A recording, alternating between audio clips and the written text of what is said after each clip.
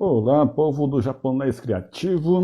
Aqui estamos nós, Maurício Cano. Hoje vamos conversar com Renato Camilo Simão, que foi o autor da monografia sobre Shingeki no Kyojin, né? Um dos mangás e animes mais populares do mundo nos últimos anos. E aqui está ele. Vamos colocá-lo para... Desculpa o meu atraso aqui, questões técnicas pessoais para cuidar aqui hoje. Opa! Olá, olá. Olá, Maurício, tudo bom? Tá me ouvindo? Tô escutando sim. Tá dando pra escutar? Maravilha. Perfeito, perfeito. Maravilha. Então, fico feliz pela sua presença aqui no canal Japonês Criativo, né? A gente se conheceu nunca pessoalmente ainda, me parece, mas online por, por quando você fez a sua apresentação da monografia do Shingeki no Kyojin Attack on Titan. E eu fiquei muito feliz com o convite do amigo Leandro Vilela de Azevedo, né, que foi seu professor orientador no seu curso de História, na sua defesa de monografia. E foi a primeira vez, inclusive, que eu fui honrado com esse convite de ser professor em banca de avaliação de trabalho de conclusão de curso, né? Então, fiquei muito feliz com a confiança sua e do seu professor, né? Nessa função, né? O que você achou daquela oportunidade, desse evento em que a gente conheceu? Primeiramente, boa noite, que eu já cheguei de... aí. Foi uma coisa muito gratificante. Eu acho que ter um contato assim, com a questão dos quadrinhos, dos mangás, dentro de um ambiente acadêmico, ainda mais com a sua participação, uma pessoa que Tá um também pouquinho tem ruim essa... seu áudio, viu? Não sei se a internet ou o seu microfone tá meio cortando às vezes para mim. Aí não... Deixa eu fazer o seguinte, então.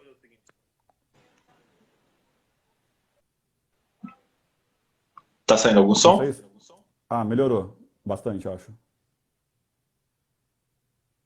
Não sei se o pessoal também que está na live aqui, Luande, por exemplo, Luandizeira, também está ouvindo bem, tanto a mim como ao Renato, né? Mas para mim estava meio que cortando às vezes, para ouvir o áudio seu. Agora você tá sem vídeo, tá com uma bolinha assim que está rodando. Alô, alô? Ixi, agora saiu.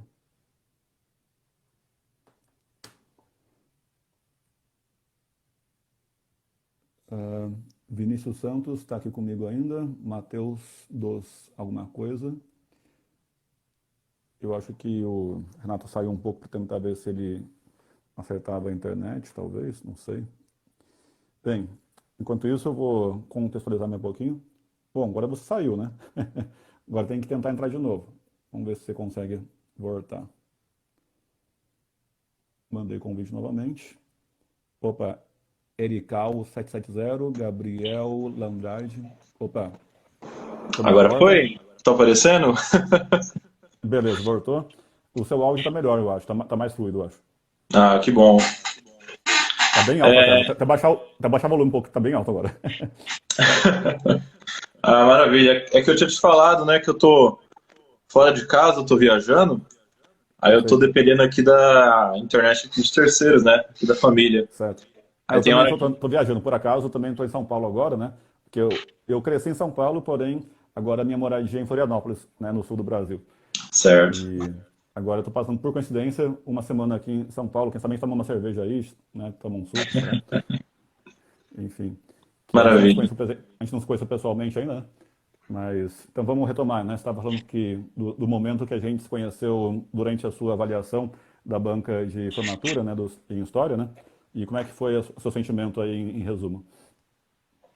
Ah, cara, eu fiquei muito feliz, né, porque foi a primeira vez, assim, que eu posso dizer que eu tive contato, tanto com o ambiente acadêmico, uma coisa extremamente séria, né, só que ao mesmo tempo trabalhando com um assunto que eu gostava bastante, né, e gosto bastante. São os quadrinhos, mais específico aí os mangás, né, cultura japonesa e tudo mais. Então poder misturar o útil com o agradável foi uma coisa muito interessante para mim naquele momento, sabe? Geralmente Sim. eu vejo com demais colegas que estão cursando aí a faculdade, terminando, chegando naquele momento do TCC e estão falando, cheguei no TCC, é o pior momento, tem que fazer todo aquele trabalho e tal. Para mim era super gratificante, porque eu escrevia, eu pegava, eu lia o mangá, eu falava, nossa, eu não tinha prestado atenção nisso quando eu assisti ou quando eu li antes. Então foi um Sim. negócio super bacana, sabe? Pô, se eu tô lá no ônibus, eu tô lendo quadrinho, eu tô estudando. Então, foi um negócio muito interessante. Pois é, nem todo mundo tem essa oportunidade de misturar, né, conciliar essa questão profissional com uma questão de paixão, né? Enfim, é, Certo. eu, felizmente, também, eu fiz o TCC também em quadrinhos, quando eu me formei em jornalismo em 2006. Faz pouco tempo, né? Mas faz uns 14 anos atrás. Ô, Mel, querida Mel de Recife, ela convidou um monte de gente para assistir, viu? Agradece também a ela aí. Opa, obrigado, hein? Obrigado, Mel. Tem até pessoal do Nordeste aqui, ó.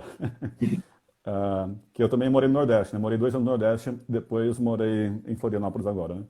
Ah, e aí eu fiz mestrado depois que eu fiz o meu TCC em quadrinhos sobre Clark Kent e Peter Parker, né? Sobre o universo jornalístico dos quadrinhos. Como jornalista, eu queria analisar essa representação imaginária, né? Dos profissionais que estavam me formando, né? E depois eu fiz mestrado também em quadrinhos sobre a Turma da Mônica no universo vegano. Porque depois eu Chico virei Bento, vegano, né? né? Eu acho Também. que eu peguei o seu documento lá do mestrado, eu tinha dado uma folhada nele a respeito lá do Chico Sério? Bento e tudo mais. Da hora. Aham. Já faz um tempinho, mas eu tinha dado uma olhada assim. Da hora. Pois é. Aí eu fiquei muito feliz em tudo isso que eu fiz, né? Foi com todo carinho, coração, né? Porque era trabalho, mas também era profissional, era acadêmico, mas também era paixão, né? Tipo, eu fui um apaixonado desde criança, né? Como você, em quadrinhos, né? É, pô, Turma da Mônica, super-heróis, Super-Homem, Homem-Aranha. Pô, tem trocentos quadrinhos aqui do Homem-Aranha também aqui agora, por exemplo. É, e, e aí, no caso, também misturei com questão do defesa dos animais, da vida vegetariano e tal, né, ativista. Então, pô, uma, uma maravilha conseguir misturar tudo isso, né? Enfim, então é um privilégio a gente poder falar desse ponto de vista, né? Enfim. Bom, também mais um contexto para todo mundo que está aqui, né? Eu sou Maurício Cano, jornalista, né? Comentei que eu, de fato, fiz um TCC também com quadrinhos. E, ultimamente, não tenho trabalhado em jornais, né? Porém, que eu atualmente sou professor de japonês, né? Já dou aula de japonês, vivo de japonês exclusivamente faz uns 7 anos já. E por isso também que o professor orientador do Renato me convidou para a banca dele, né? Pela minha proximidade com o universo cultural japonês, né? E aí, mas eu tenho feito como jornalista, né? Digamos, voluntário, digamos assim, nesse projeto de entrevistas semanais, né? Nos programas jornalísticos que eu faço, tanto nesse perfil agora do Japonês Criativo, que tem tudo a ver com o universo japonês, como também no meu perfil pessoal, Maurício Cano, né? E aí lá são entrevistas com temas mais amplos da cultura, de música, de saúde emocional, física e outros temas, né? Então vamos lá. É, então, você já comentou um pouquinho sobre o seu contexto, eu também. Então, vamos lá. Por que que você escolheu pesquisar sobre Shingeki no Kyojin, que você também colocou uma ênfase na questão da mitologia nórdica, e me parece que também houve essa questão para poder fazer uma conciliação com o seu universo de formação em história, né? E até a Mel, inclusive, destacou essa questão da mitologia nórdica para alguns amigos dela, aparentemente, né? Tem gente que está aqui ou vai ver depois a live gravada que tem um profundo interesse em mitologia nórdica, então fala com muito carinho para esse pessoal. Ah, maravilha. Bem, eu comecei a ter o primeiro contato com a obra, se eu não me engano, foi no ano de 2013, quando já tinha saído a primeira adaptação do mangá para o anime, né? Eu estava no período no ensino médio e eu tinha gostado da obra, eu achei que ela era bem construída e tudo mais. Ao longo dos anos, né, que foram se passando, eu fui tendo cada vez mais e mais gosto, né? E é uma coisa bem interessante, porque por mais que eu, às vezes, pego uma série, pego uma obra para acompanhar ela, eu geralmente não sou aquela pessoa muito aficionada nela, que acha que, eu vou estampar meu quarto inteiro aqui com um pôster dessa obra, dessa série e tal. Eu nunca tive muito disso, né? Só que no caso do Shingeki no Kyojin tinha sido uma coisa que tinha me atraído. eu estava acompanhando no mangá no momento que eu estava finalizando, fazendo o TCC, né? E era justamente também o momento que o mangá estava sendo finalizado. Era aquele momento que você tinha um hype ali nas mídias sociais e tudo mais pela obra do Isayama. E o pessoal acabava discutindo muito, falando muito, estava muito na boca do pessoal, da galera mais nova, principalmente, né? Dos otakus que estão muito envolvidos aí no meio dessa cultura e tudo mais. Estava todo mundo comentando. Eu falei, olha, quer saber? Eu vou pegar isso daqui e eu vou tentar trabalhar de uma forma diferente. Foi naquele mesmo período, né, que eu tinha descobrido que era possível trabalhar com quadrinhos aí dentro de trabalhos de conclusão de curso, mestrado, doutorado e etc., né, em até artigos científicos. Eu falei, olha, eu acho que eu vou arriscar, porque para mim é uma coisa que é viável e é uma coisa que é interessante. Assim como eu já tinha comentado com você agora, né, eu falei, pô, unir o útil ao agradável. Legal, vou misturar os dois. Quando eu decidi relacionar com mitologia nórdica, foi um pouquinho complicado para mim. Porque, pelo que eu senti na sociedade no geral, parece que mitologia nórdica, mitologia grega, a galera começou a ter tipo não vou dizer uma fanbase, mas começou a ter um interesse maior ultimamente, sabe?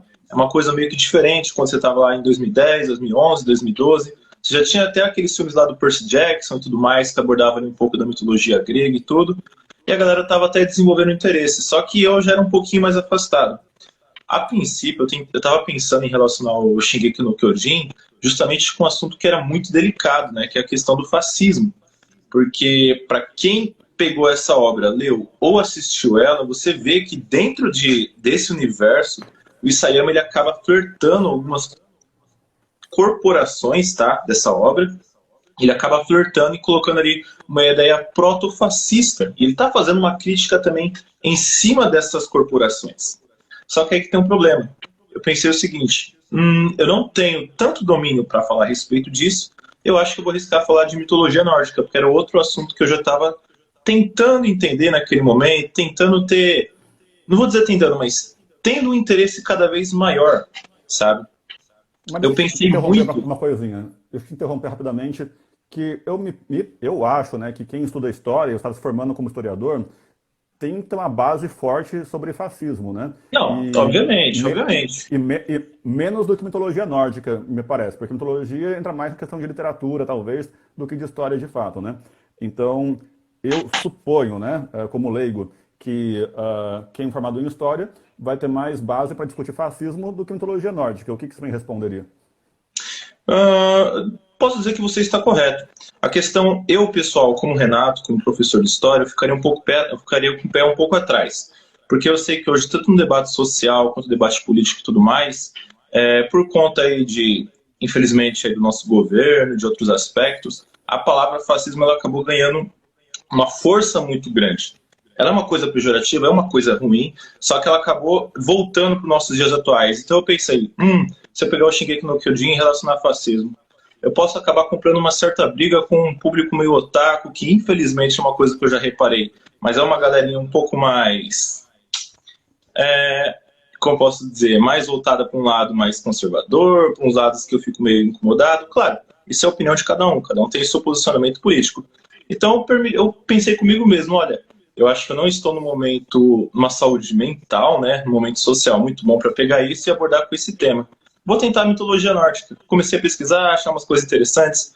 A questão de ter conteúdo sobre o assunto também, eu achei com um pouco mais de facilidade, né? Eu falei, olha, eu acho que eu vou tentar trabalhar com isso. Foi naquele momento que o professor Leandro, né, começou a me passar alguns papers e tudo mais, para fazer um estudo um pouco mais acima a respeito aí da mitologia nórdica. Mas é uma possibilidade também. Tem um canal no YouTube, inclusive, chamado Quadrinhos na Charjeta, que o próprio dono do canal, ele pegou a obra do Hajime Isayama, do Attack on Titan, e ele colocou também essa ideia do fascismo, que o cara apresenta ali momentos, né, de enaltecer um símbolo, de você ter uma figura central do Estado e tudo mais. Foram coisas bem interessantes ali que eu já tinha observado, né, só que eu fiquei com um pouco de receio de abordar. Mas a respeito do que você falou, o cara é formado em História ou formado em Sociologia, está na área de Ciências Humanas, teria que ter um domínio maior assim, eu falo, olha, eu concordo com isso, mas eu naquele momento eu não queria abordar aquilo mesmo, sabe? Pode ser uma coisa meio errada mesmo, mas eu falei, olha, não quero treta por enquanto. Por enquanto. Claro. Quem sabe você pode fazer um artigo sobre o assunto depois, né, para alguma revista científica. Certo, tem possibilidade. é uma coisa mais sutil, né? Um artigo é uma coisa, TCC é outra, né? Não, sim. Ah, inclusive a Mel lembrou aí que ela também é historiadora, ó, que legal. Sou Ah, colega. A Mel também lembrou que ela também é sua colega de processo de formação aí, né? Enfim. é, Outra coisa que eu queria te perguntar, da onde que veio os seus primeiros indícios de que era possível trabalhar com histórias em quadrinhos em termos acadêmicos? eu lembro que eu tinha perguntado algumas coisas para um professor meu, que era o professor. Não era o Leandro, era o professor Ivan Canoleto, né? Se ele já tinha orientado algum aluno, se já viu, participou de alguma banca onde estava relacionado com quadrinhos, né? E ele comentou que sim, ele tinha participado de uma orientação a respeito, não sei do que, dos Cavaleiros do Zodíaco, alguma coisa do tipo, né? Ele falou, olha, é possível, agora você tem que ver como você vai abordar e como você vai defender aí na hora de Uhum, apresentar o seu TCC e tudo mais, né? Eu falei, ó, legal. certo. E foi a partir desse momento aí que eu comecei a pesquisar cada vez mais para ver o que de documento que me favorecia, né, justamente a defender uma coisa relacionada a quadrinhos numa banca. Foi naquele momento que eu achei lá se não me engano, a Sônia Bide, o Afonso Moliné, que defendiam a ideia, colocavam aquela ideia a respeito lá do estudo das histórias em quadrinhos ali como arte e tudo mais. Então, o meu interesse foi cada vez mais aumentando. Foi naquele momento também que eu acabei. Eu tenho um livro em casa a respeito da história do Japão, né? Que fala um pouco do aspecto artístico também. Foi naquele momento que eu peguei para ver um pouco mais a respeito dos emakimonos, do Kyoe. Eu já estava tendo uma noção de que, pô, legal.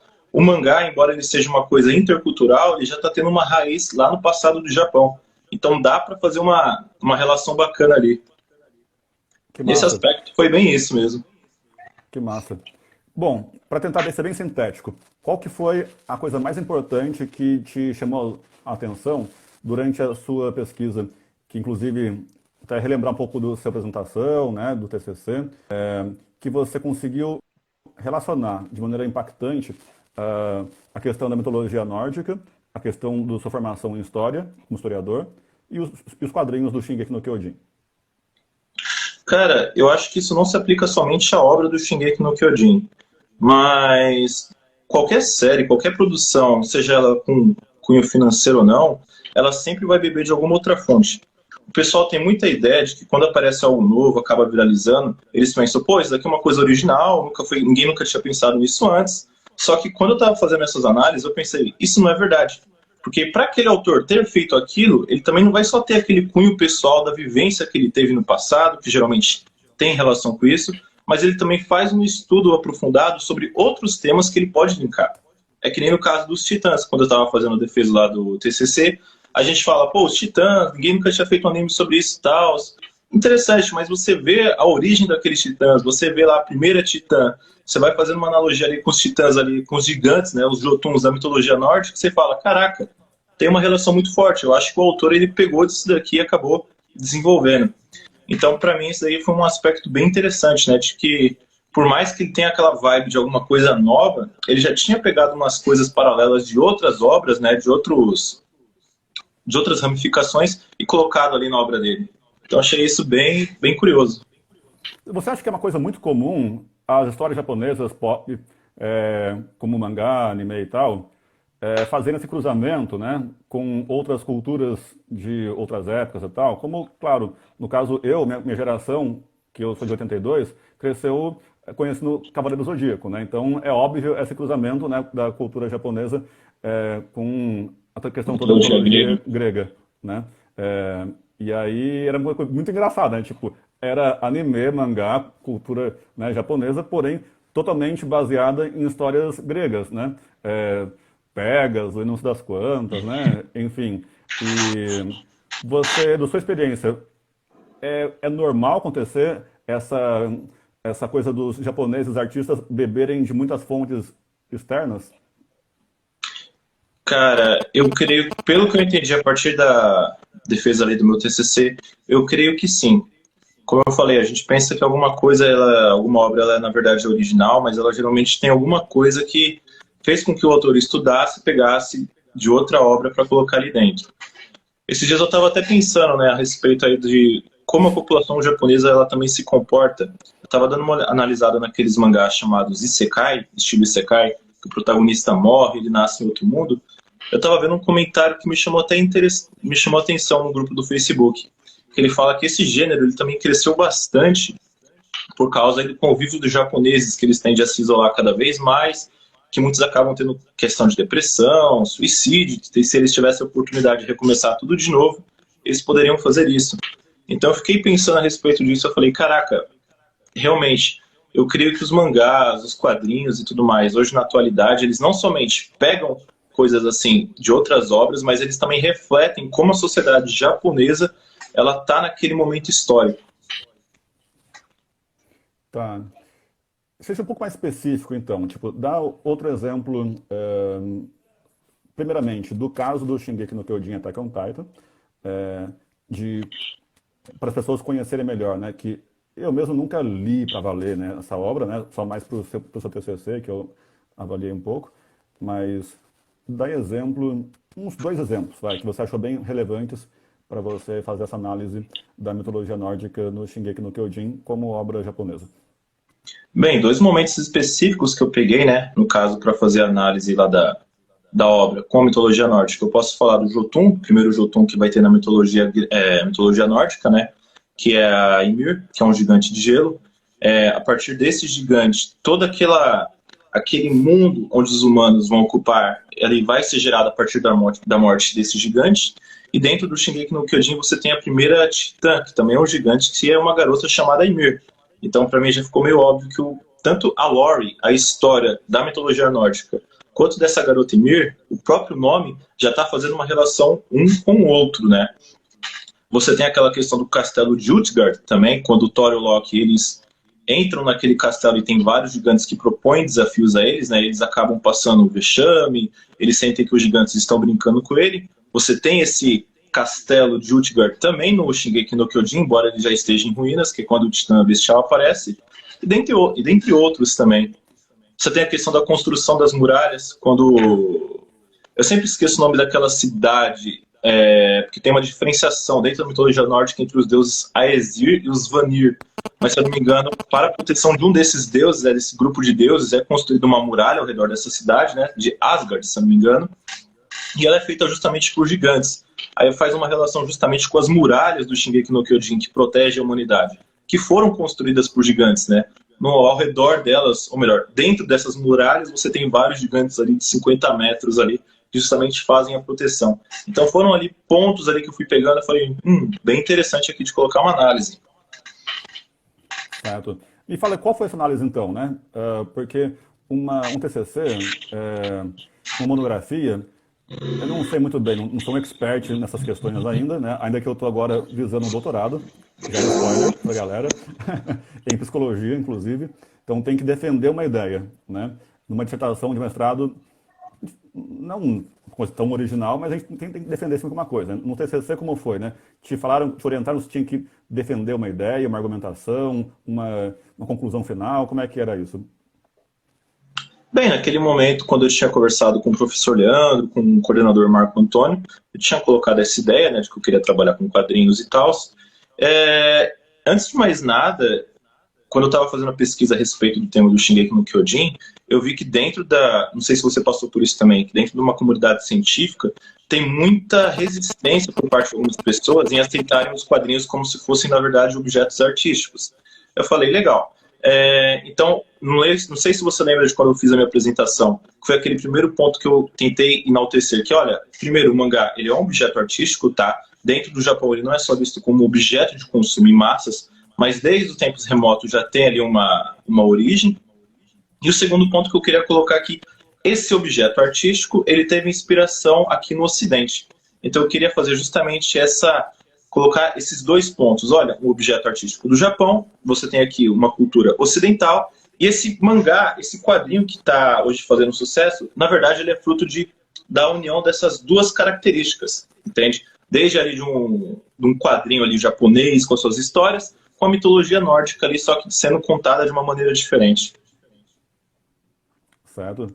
Então você mais realmente procurou ressaltar esse aspecto para as pessoas compreenderem essa fusão de elementos na criação de obras, sendo o Shingeki no Kyojin um estudo de caso interessante a esse respeito, é isso? Isso. Seria mais ou menos essa ideia. Uhum.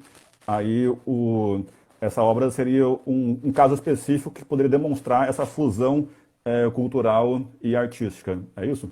Certo, perfeito. Seria a síntese mais correta, como você colocou, seria basicamente essa ideia. Colocar justamente aí a questão do quadrinho ali como uma arte, colocar a questão da mitologia nórdica ali como uma cultura ali ocidental, e chega no momento que os dois se unem e simplesmente apresenta para a população. As pessoas têm a tendência a achar que aquilo é uma coisa extremamente nova, que nunca viram antes, mas quando você começa a pesquisar um pouco mais a fundo, você vê que o criador da obra, na verdade, ele bebeu de várias fontes justamente para produzir esse documento, esse quadrinho. Certo. No caso de umas palavras que comentou agora há pouco, Aesir, Vanir, Asgard, Thor, né? Claro que eu lembro mais dos quadrinhos americanos, né? Da Marvel, que eu acho que eu ouvi muito essas palavras nas histórias do Conan, o Bárbaro, e também falavam do Thor. Certo. Não sei se você chegou a ler muito Conan e Thor também, por acaso? Eu comprei umas do Conan o Bárbaro, eu comecei a ler elas, só que eu deixei de lado porque não tinha... Nossa, tá batendo muito reflexo aqui. Porque não tinha me chamado tanta atenção, né? Pô, ficou da hora esse óculos em você, viu? Eu achei bem cacoí, bem da hora. Estiloso. Bem cacoí? Oh, queria, né? Eu curti. Cacoí, ó. Então, eu não cheguei a ter tanto contato com o Conan o Bárbaro, né? Mas eu tentei pegar um outro quadrinho dele e começar a ler, só que eu fiquei meio...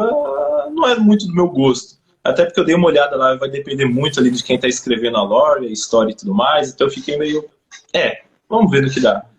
Já em relação a Marvel, né, porque eu sinto que de uns 10 anos pra cá acabou virando muita...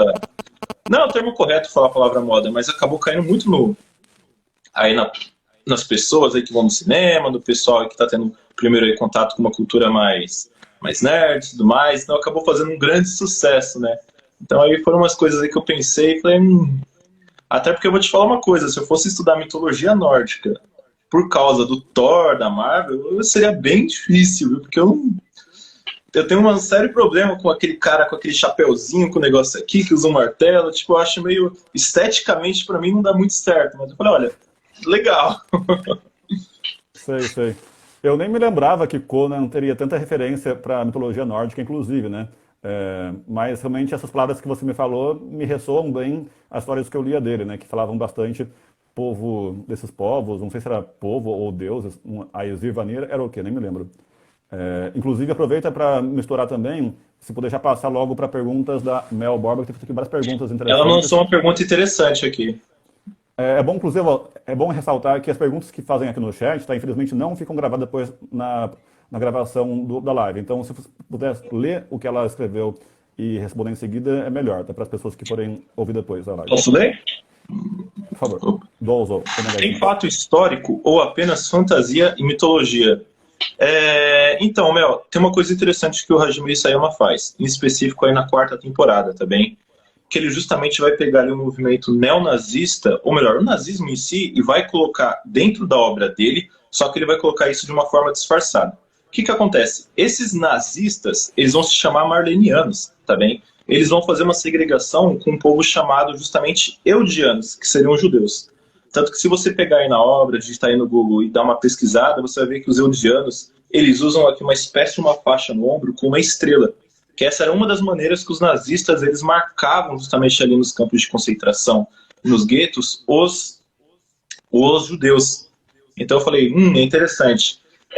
O Isayama ele não vai colocar e falar, olha, isso aqui aconteceu em 1945, 1943, estava rolando a Segunda Guerra Mundial, não. Mas se você vê todo aquele equipamento que está ali passando na história, toda aquela situação sociopolítica dentro da obra, você acaba se remetendo ali àquele momento justamente da Segunda Guerra Mundial, tá? Momento pós-Segunda Guerra Mundial. Que houve durante a Segunda Guerra Mundial. Durante. Isso. Mas você refere, então, de fato, uma referência ao nazismo ou neonazismo que teria vindo anos, décadas depois? Seria mais uma referência ao nazismo mesmo. Eu falei a palavra neonazista, mas está incorreto. Seria mais o nazismo mesmo. Porque o comportamento, a segregação que você tem ali entre eudiano e marleniano e a forma como eles são tratados ali, tudo com a questão das vestimentas e dos campos de concentração também que existem, tá? Realmente remete mais ao nazismo. interessante. Olha só, a Mel respondeu bem, Mel, você respondeu bem o que você perguntou? Não sei se tinha mais coisa que houve a pergunta dela aqui anteriormente. É, históricos, nórdicos, boa. É, tá. Depois também teve outra pessoa aqui, a Luan Dizera, que falou que aprofundou mais em mitologia nórdica depois de God of War 2018. Esse é o God of War 4, né? Pior que eu nunca joguei God of War. Eu sei que quando eu publiquei o TCC lá no YouTube, que eu tinha te passado, veio um comentário de uma pessoa justamente falando a mesma coisa. Que ele jogou God of War 4 e conseguiu fazer ligações de alguns pontos. Eu fiquei, caraca, da hora. Só que eu fiquei quieto porque eu nunca joguei God of War. Sei. Eu só conheço lá a imagem do Kratos, não sei das coisas. Às vezes algumas streaming de games, de jogos do Kratos, às vezes, né, no Facebook, mas nunca joguei, né? Na real, faz mó tempo que eu tô sem jogar games, assim. Eu jogava mais antigamente, quando eu era mais, né, criança, adolescente, Mortal Kombat, etc, mas... Nossa. Muito fatalities, mas ultimamente não muito. E eu nem sabia que Kratos era da mitologia nórdica, nem sabia que Então, Conan também tinha referência à o mitologia Kratos, se nórdica. eu não me engano, do God of War 1 ao 3 é mitologia grega, e do nada, no 4 ele vai pra mitologia nórdica. Eu Sério, eu acho não que foi. sabia disso. Mel, é isso mesmo? Se você teve contato também. Outra pessoa que tinha comentado.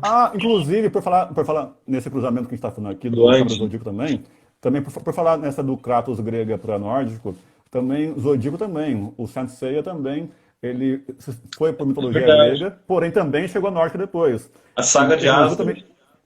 eu também, inclusive, comprei um bonequinho, bom, meus pais me compraram, que eu também adorava, um carinha que tinha duas cabeças, ele tinha uma referência a um dragão de duas cabeças, que esse nome dele, ou três, não lembro direito, que eu adorava esse cara, não lembro direito o nome dele agora, mas era referente a uma espécie de um dragão de duas ou três cabeças da mitologia nórdica. E eu adorava, tinha uma cor roxa, esqueci agora o nome. Mas eu adorava a saga que tiveram os Cavaleiros do Zodíaco da mitologia nórdica, assim, eu amei, assim. Não sei bem porquê, mas não sei, me ressoou bem bonito, assim. Cavaleiros do Zodíaco teve uma época aí Siegfried, que lembrei, teve muito Siegfried era o sucesso. nome do cara. Siegfried era o nome desse cavaleiro. Siegfried? Siegfried. Acho que é um nome Siegfried. comum. Acho que era um nome comum entre esse pessoal, né? Ah, legal, legal. Eu peguei Cavaleiros do Zodíaco, mas era quando eu tinha uns 7 anos, 8 anos. Passava, acho que na TV, na Band. Aí ficava Manchete, né? repetindo ali Pra mim era a manchete. saga lá das 12 casas lá, toda hora, e Sim, sim, depois ela toda foi hora. avançando. Sim, certo. Bom, agora já são 9 da noite, né? Desculpa pela demora, tá, gente? Acabei tendo uma questão pessoal para resolver aqui.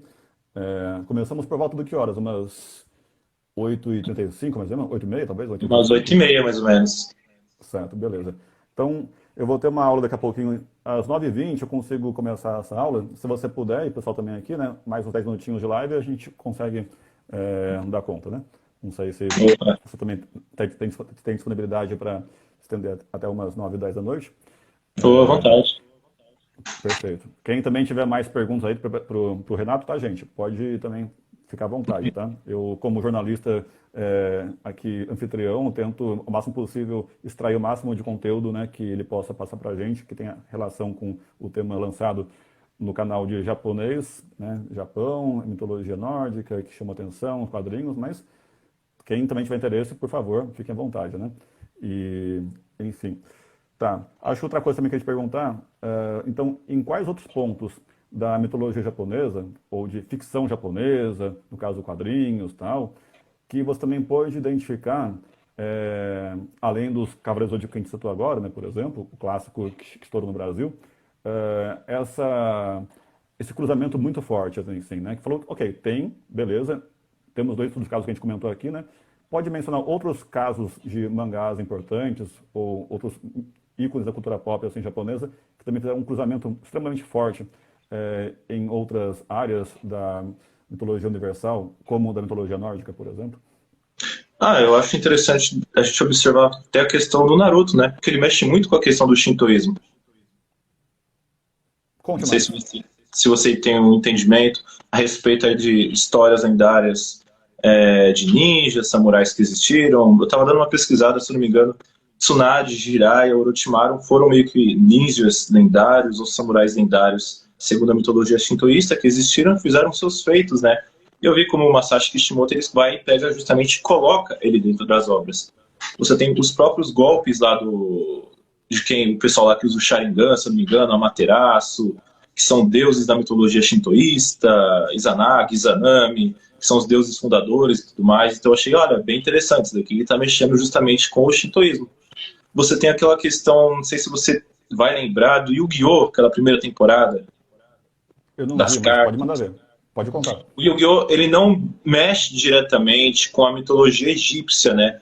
Mas todo aquele fato de trabalhar com a ideia do Yugi, tá com o enigma do milênio, de repente quando ele precisa da ajuda do faraó, o cara desperta nele, e quando você vai vendo lá nas temporadas, no final, o cara era um faraó perdido e tudo mais, é uma coisa interessante ali de você fazer justamente ali algumas ligações, né?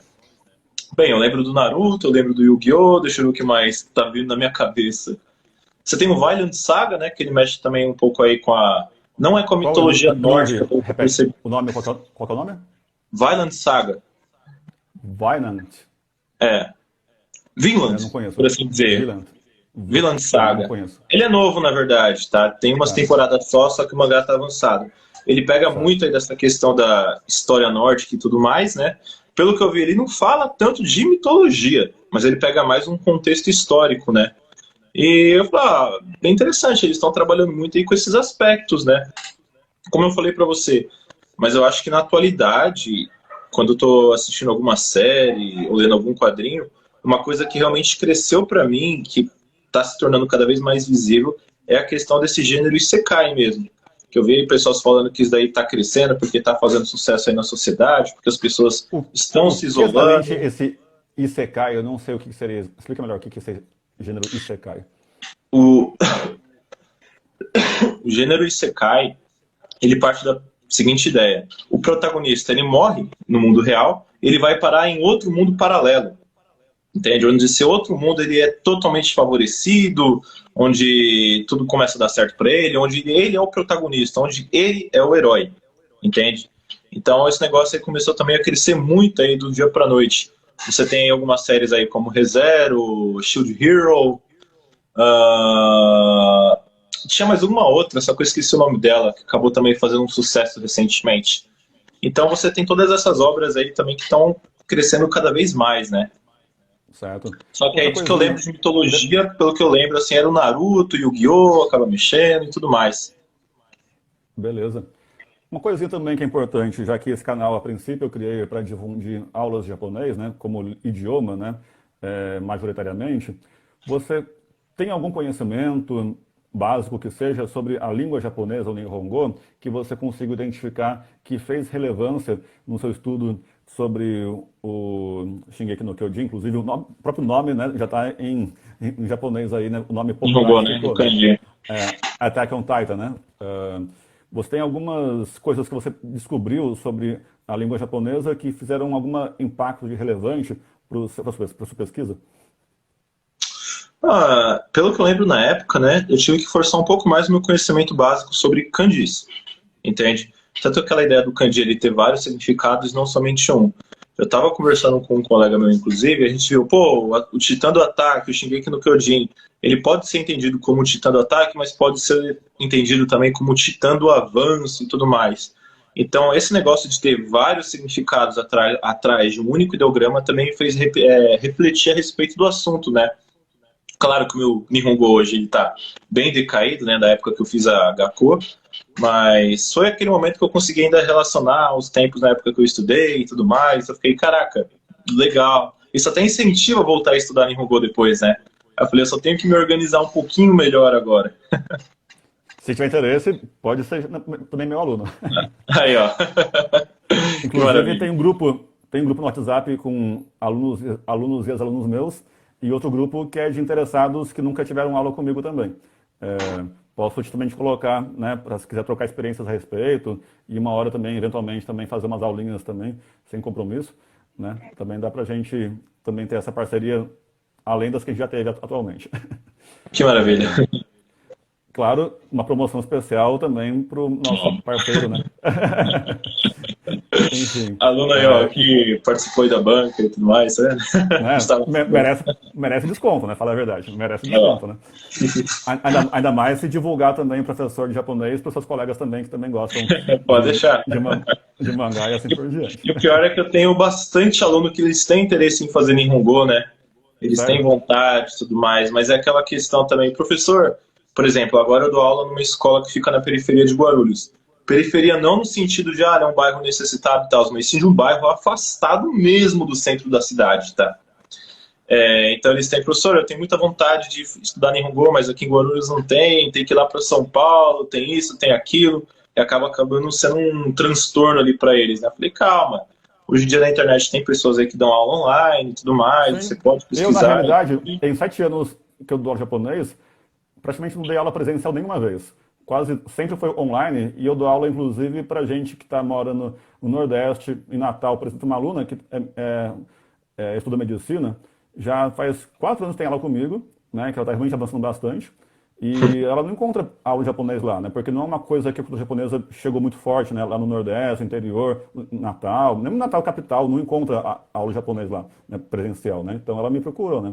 Tem aula para aluno que está em Israel, em Irlanda do Norte, Caraca, Portugal, Israel, Irlanda do Norte. sim, pelo Brasil inteiro, né? Então, questão de espaço hoje em dia, felizmente, graças à internet, não é um problema, né? Ah, E é e em uma, relação financeira, eu penso, também negociar, simplesmente que a gente dá um jeito. eu penso assim também, porque é uma forma de você democratizar o conhecimento.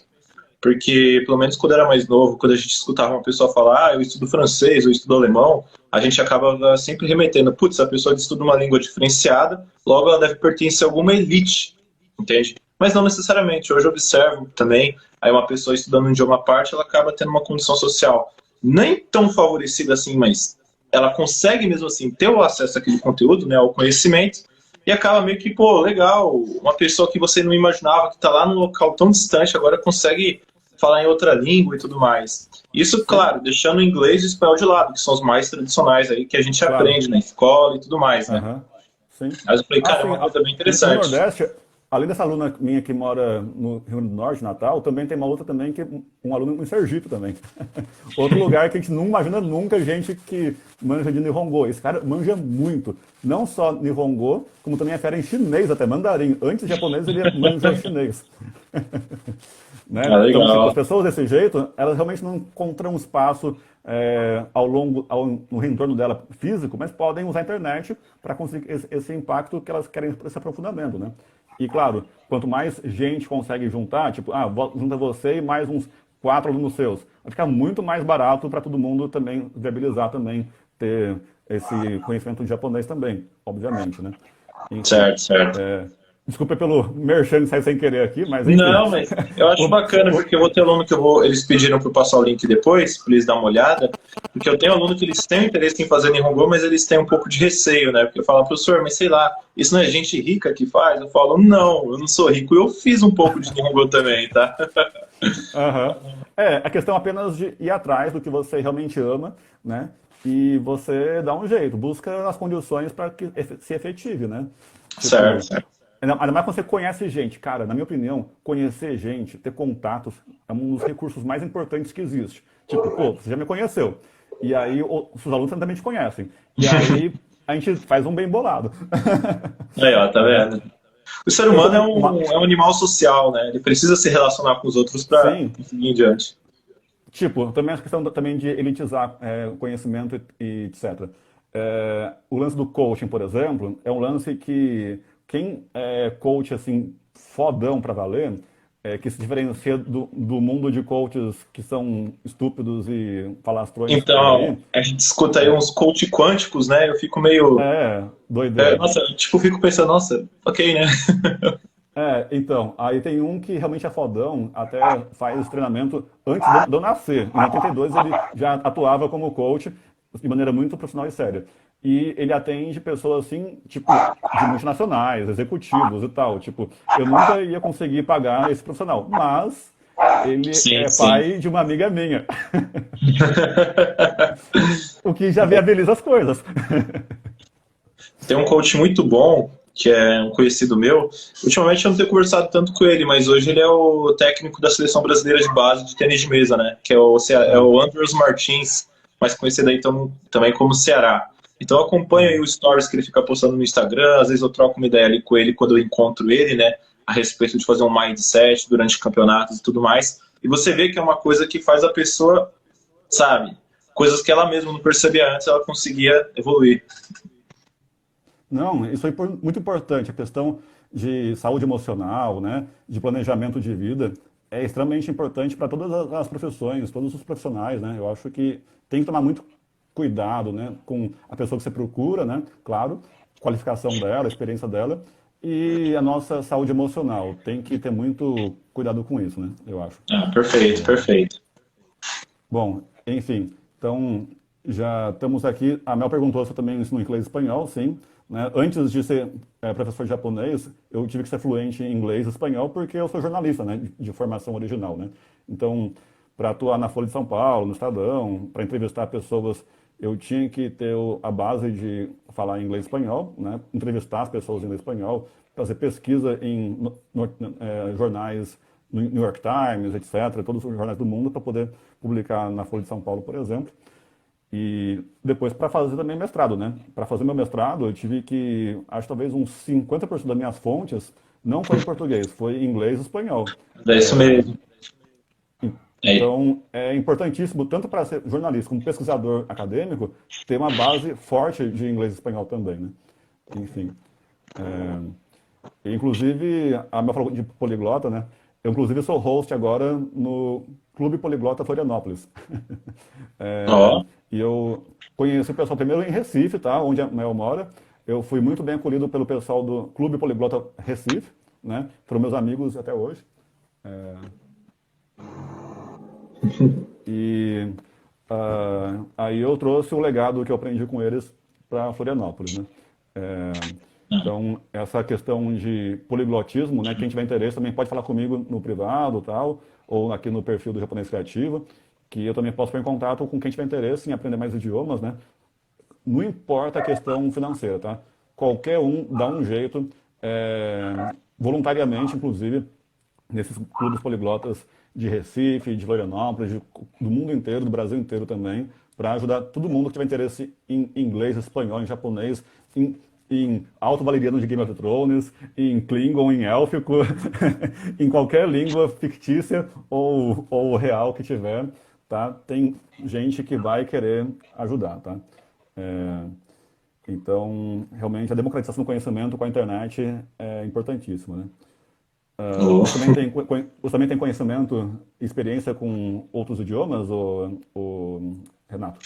Cara, não foi nesse ano, mas ano passado eu tinha pegado um pouco mais firme no inglês, né?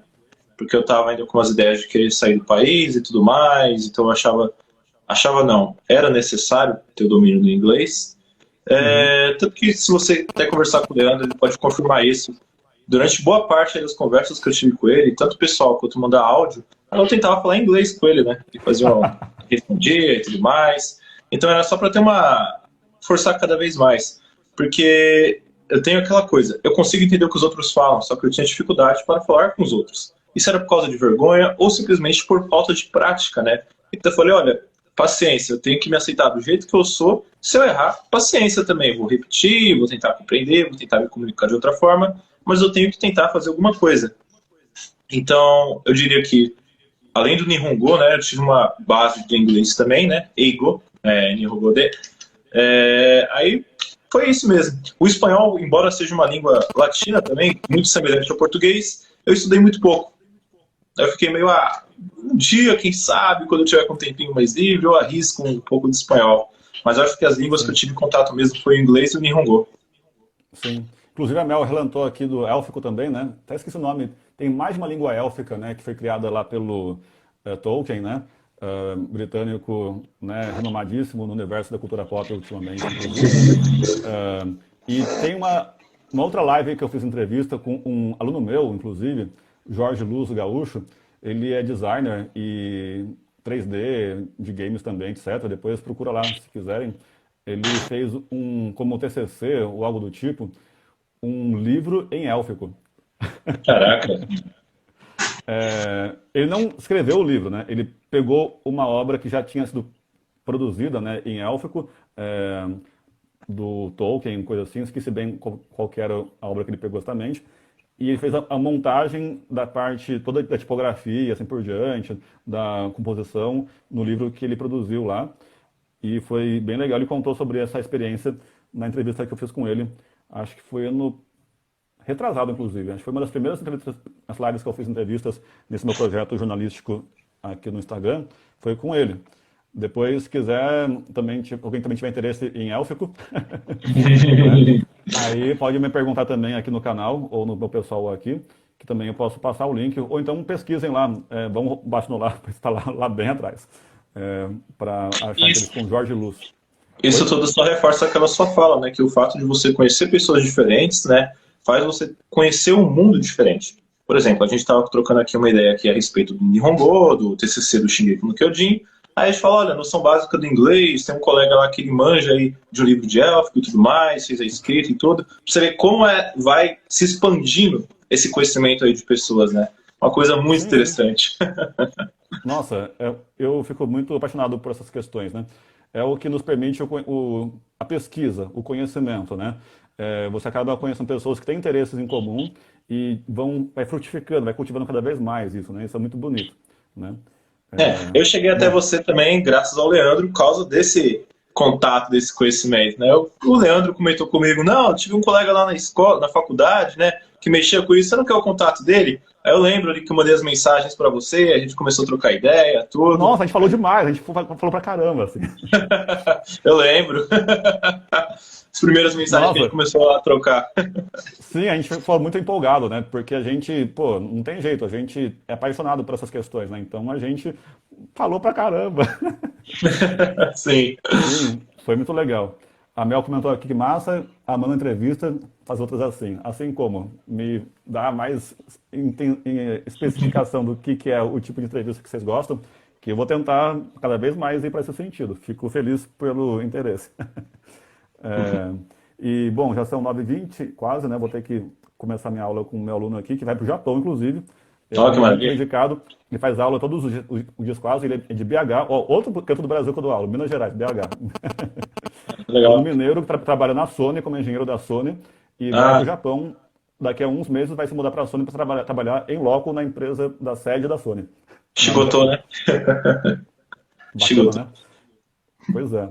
E Legal. aí, eu até inclusive falei para ele assistir a nossa live, acho que ele não conseguiu, né? Tinha um jogo do Galo, é o time de coração dele. Mas ele falou que vai tentar ver depois gravado. Tá maravilha.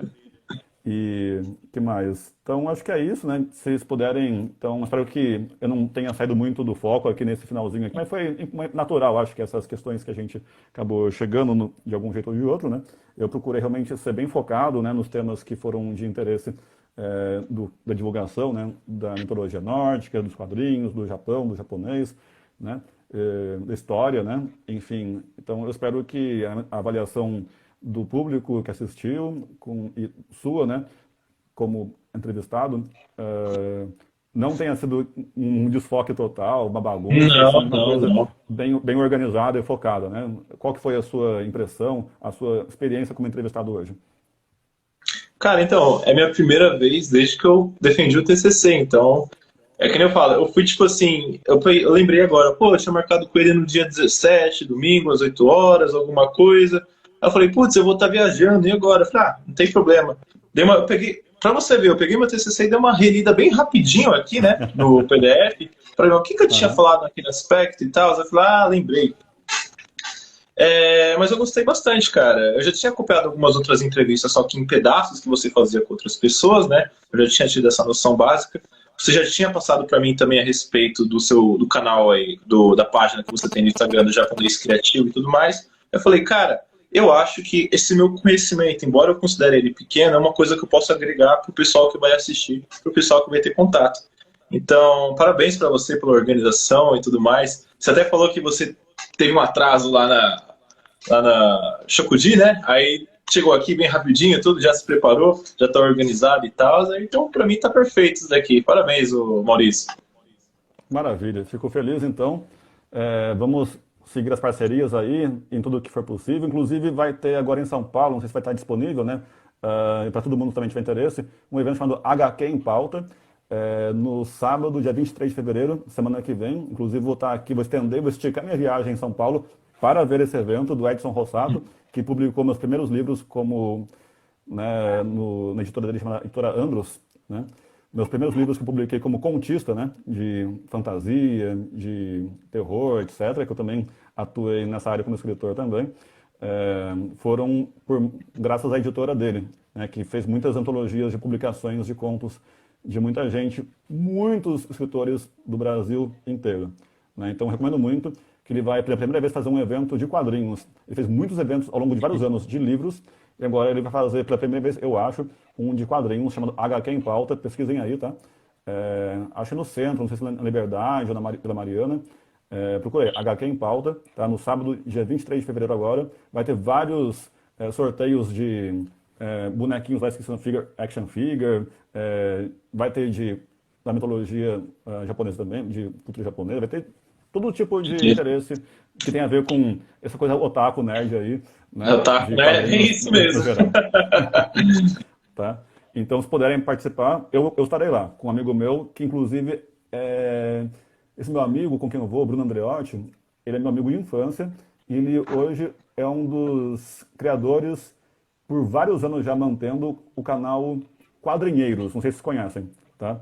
É um canal que faz exatamente isso que você procura fazer, unir o acadêmico aos quadrinhos, que é a paixão dele. Ele tem colaboradores também lá no canal. Eles Qual o fazem nome do canal, por favor? Quadrinheiros. Quadrinheiros, eu sei. Ele é um professor de artes? Ele é de história, seu colega de profissão, historiador. Professor de história? Tá, é que eu sei de um canal, eu sei desse nome, só que eu acho que o cara era formado em artes, então devo ter confundido. Mas não tem, tem uns 4 colegas lá que trabalham nesse blog. Eu esqueci o nome, ele não usa o nome dele, ele usa um codinome, tá? Eu esqueci o codinome dele lá. Mas o nome do site é Quadrinheiros, e vou com ele.